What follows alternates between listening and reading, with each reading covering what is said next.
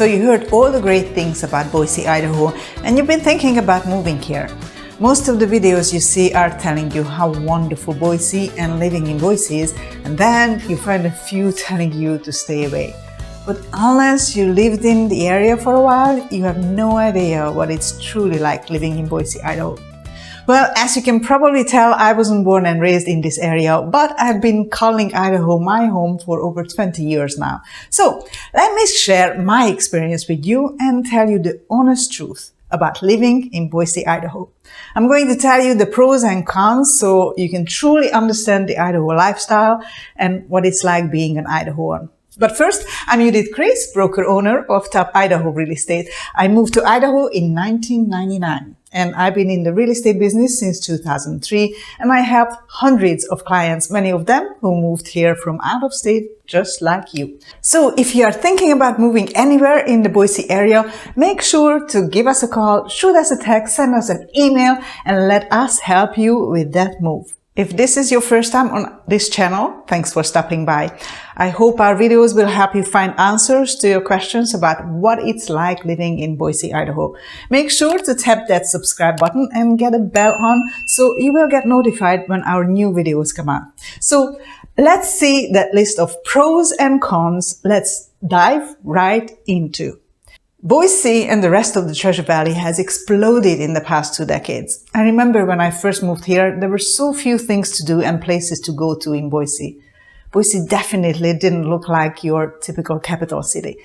Since then, they built some nicer hotels and luxury condos, the Zions Bank building and a couple of other businesses, business complexes, the Jump, which is an interactive creative center. The Grove Plaza got a facelift a few years ago. They have farmers markets on Saturdays, a live after 5 socials with live music, a center fountain for kids to play in during summer months, holiday market, and a Christmas tree during the holiday season. You'll find a lot more things to do downtown Boise now, like theaters, music venues, diverse dining and nightlife scenes, ranging from seafood to steakhouse and nightclubs to whiskey bars. But with all the growth, of course, the traffic and parking became a bit of a pain. I'd say downtown Boise can handle the current flow, but if we grow any more, which we all know we will, it will get worse just like any other big city. And the morning and evening commute is a nightmare. So that takes me to one of the biggest cons for the entire Treasure Valley area, and that is the traffic and the continuous road construction. I can't remember a time when there was no construction on the freeway and other major roads. It seems like they are always behind. They never plan for the growth and the future. So as the area gets bigger and more populated, they keep widening the freeway and the roads and redoing everything, trying to catch up with the growth rather than plan ahead. Another con that ties in with the traffic is the lack of public transportation. Yes, that's pretty much non-existent. The only public transportation is Valley Ride, which only provides service between a few community centers, but you are on your own getting to and from there. So you just got to have your own transportation. Also, the Boise airport is still not an international airport. And as a matter of fact, there are only a handful of cities we have direct flights to. So if you are a big-time traveler, that might be a bummer. However, on the bright side, it is a lot faster to check in and go through security. Just 20 years ago, there were miles and miles of roads between Boise, Meridian, Nampa, Caldwell, surrounded by farmland. But the scenery has changed since then.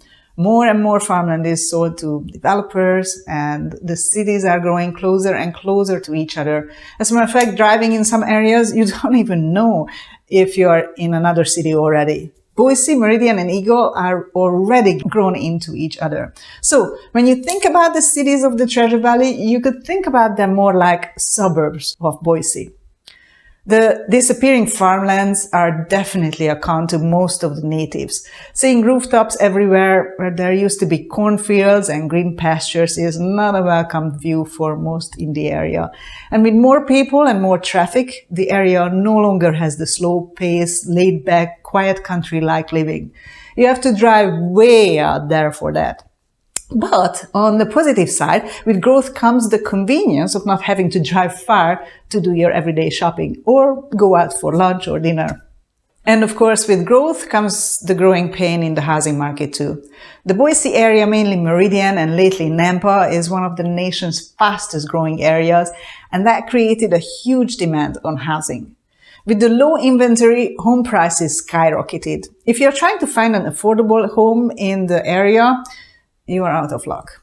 Of course, it depends on what's affordable to you, but with a $50,000 to $60,000 average household income, a $400,000 to $600,000 home price is a stretch.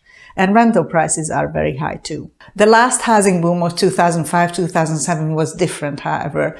Back then, we didn't have very many new job opportunities in the valley, and wages were really low, especially compared to other states. This time, however, more and more bigger businesses are moving in the area, offering higher wages like Amazon, Palo City. We have a lot of entrepreneurs starting up some amazing businesses locally like AutoVol and ClickFunnels, and also with people being able to work from their home offices. We have a lot of people moving here while they are keeping their jobs out of the state and working here remotely. As I mentioned earlier, I made that big move to Idaho myself, all the way across from the world. I met a good-looking guy in the Caribbean who was born and raised in Nampa, Idaho. And when he showed me a picture of Redfish Lake, I thought to myself, wow, I can live with that. But boy, that picture and the picture of Boise in my head was far from the reality. I remember the first time I visited Boise, getting ready to land, I looked out the window and I was convinced I got on the wrong plane. This surely couldn't be Boise. Where was that picturesque lake, the wooded mountains? It was gray and dull and dry. Yes, Boise is high desert, dry and pretty much flat. I personally prefer lush, rolling hills or mountains, but the good news is that you can be in the mountains within an hour or so. Boise being a high desert, there is not much precipitation in the valley and the air is very, very, very dry. We actually have humidifiers going on in my house in the winter as your skin gets very dry, your face, your nose, your hands. I actually know some people who even get a bloody nose from time to time from the air being so dry. And the occasional wind gusts. Ugh. With the area being so flat, the wind can just blow through like crazy sometimes. We've seen some crazy windstorms here where carports and trampolines fly like those cows did in the movie Twister, remember? Being in the valley, inversion is also common in the winter and summer months, and they can cause low air quality or a fog that just keeps hanging around.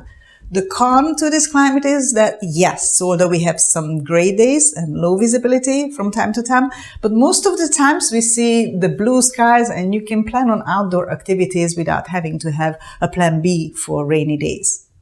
Another misconception about Boise is that we have lots of snow. Well, yeah, up in the mountains, but not here in the valley.